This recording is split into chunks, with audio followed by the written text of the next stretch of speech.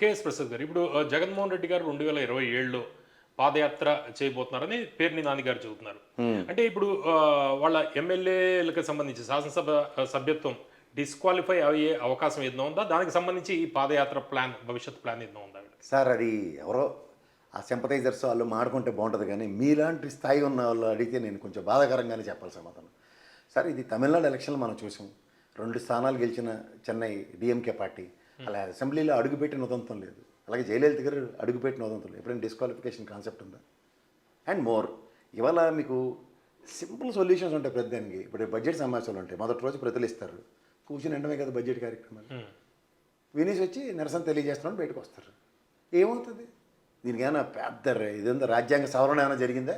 Elect అయిన MLA on an aggregate everyday has to come. నాకు తెలిసి కాన్స్టిట్యూషన్ ప్రకారం in 60 days assembly sections conduct అయితే అందులో ఒక రోజు అటెండెన్స్ ఉంటే చాలు. బయట ఉండి కబుర్లు చెప్పండి. ఇప్పుడు చంద్రబాబు నాయుడు గారు 2-3 సంవత్సరాలు ఆయన సభలో అవమానం జరిగి మళ్ళీ ముఖ్యమంత్రిగానే కాలు పెడతానని నిలిపారు. అంటే ఈ పాదయాత్ర ప్లాన్ ఏంటి? అంటే 2 సంవత్సరాల ముందర 2029లో కదా ఎన్నికలు. ఇప్పుడేమో ఇది నవంబర్ వచ్చేసింది మనకి. అంటే 1 ఇయర్‌లో నాకు తెలిసి ఒక రీసెంట్గా 11-14 స్టేట్లలో ఒక ఒపీనియన్ తీసుకుంది. దే ఆర్ రెడీ ఫర్ జమిలీ అన్నట్టుగా ఉంది కాన్సెప్ట్. 2027 అంటే నాకు తెలిసి ఇంకోటి ఏంటంటే పార్లల్గా జనాభా గణన ఒకటి జరగాలి, కులగణన ఒకటి జరగాలి. ఈ 2 జరిగితే ఇప్పుడు రేపు బీఆర్ ఎలక్షన్ డెసిషన్ వచ్చింది అనుకోండి సార్, ఏముంటుంది? ఈక్వేషన్స్ చాలా మారుతాయి. సో ఈ ప్రాస్పెక్టివ్లో మీరు పాదయాత్రలు ప్రీపోన్ చేసుకుంటారా, అవుట్కమ్ చేస్తే నాకు తెలిసి చరిత్రలో మహానుభావుడు రామారావు గారు ప్రజల్లోకి వెళ్ళిన యాత్ర నాకు తెలుసు. అలాగే రాజశేఖర రెడ్డి గారి పాదయాత్ర తెలుసు, చంద్రబాబు గారి పాదయాత్ర చూశాను, జగన్మోహన్ రెడ్డి పాదయాత్ర చూశాను, లోకేష్ గారి హాప్ ఓవర్ పాదయాత్ర చూశాను. వీటిలన్నింటిలోనూ మీరు జాగ్రత్తగా గమనిస్తే ప్రజలకి సొల్యూషన్ ప్రాస్పెక్ట్లో నాకు 3 మహనీయులే కనబడ్డారు. ఓ రామారావు గారు, ఓ రాజశేఖర రెడ్డి గారు, నెక్స్ట్ జగన్మోహన్ రెడ్డి గారు.